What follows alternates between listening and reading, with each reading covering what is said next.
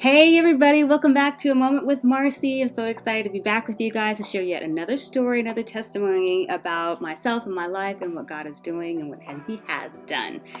Check it out. Today I'm going to tell you a story about Mean Girls. Yes, I had an experience with a mean girl. Yes, I did. I just one. Now I'm going to tell you about it.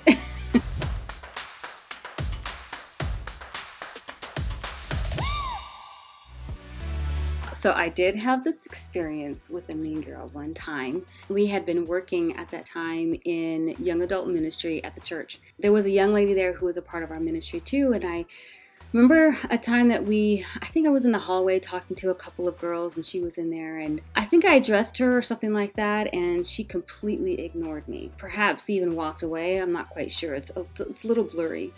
And there were multiple interactions with her, and there were at least a couple of times where she actually did walk away when I tried to talk with her, and I knew that there was something wrong.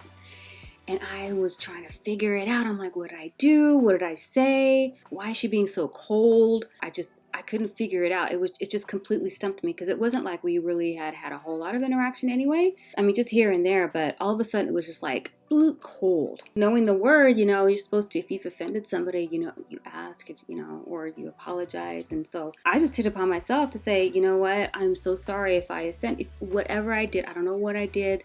Whatever I did, I'm so sorry. I hope that you will forgive me. I apologized, and still, I think she walked away. And then I think I tried to do it in front of like other people. I think it says, talks about that in the Bible, to take a brother or sister and approach the person, and still nothing. I mean, complete walk away. So I was like, okay. I've clearly done something to annoy her, anger her, offended her, whatever. I started to meditate about this and ask the Lord what I should do. So God really ministered to me about this. And I remembered in the Word, it talked about how in Matthew, I think it's Matthew 5, and it talks about your enemies. And it says in there that we're supposed to love our enemies and to pray for those who harass us or persecute us. You know the saying, hurt people hurt people? That's exactly what God was telling me. He's like, for her to do something like that to me, she must be really hurting.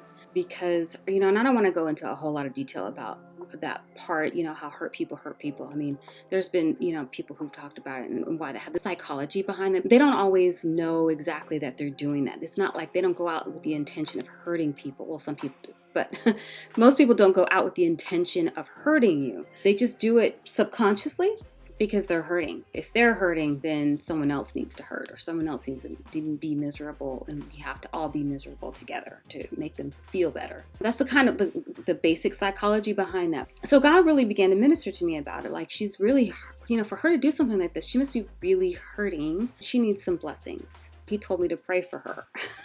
Pray good things for her, which is hard, right? When someone's being so mean to you, you just don't really have a lot of love for them. But I did. Some weeks went by, and I just, continued to pray for her and continued to pray for her and continued to pray for her. And I'd pray blessings for her, blessings in her life. I knew a little bit about her life, not a whole lot, but I knew a little bit about her life. So I prayed blessings and prosperity for her, and that people that she knew would show her love and all this stuff. I mean, whatever God brought up, I would pray for. Let me tell you something. That really helped me, because I knew I needed to do something so that I didn't harbor the same bitterness in myself against her or against others. You don't want to have that kind of bitterness in your heart, period. That stuff begins to ripple. It will start to manifest in like physical calamity, a physical illness and sickness. It'll start to work on your mental. I mean, you just don't want bitterness in your life. So I really wanted to address it so that I was okay. Not just that she would be okay, but that I would be okay too. We would both be okay. And I'm telling you, it so helped me. I asked the Lord to give me his heart for her. That's still his child. And he loves her.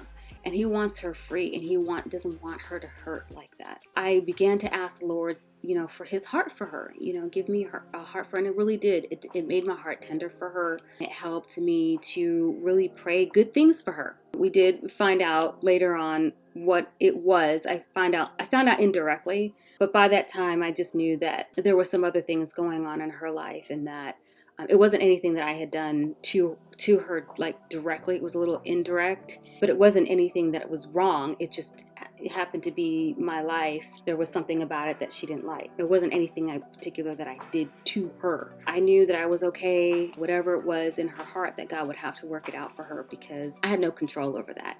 Look, you have no control over people. I will talk about that in another time, but you can't control people. You can only control what's in your heart and what you do, and make sure that you're right with God. That's what you can control. And so anyway, that's my story. I hope it blesses you. Love your enemies. Pray for them, because most likely they are hurting.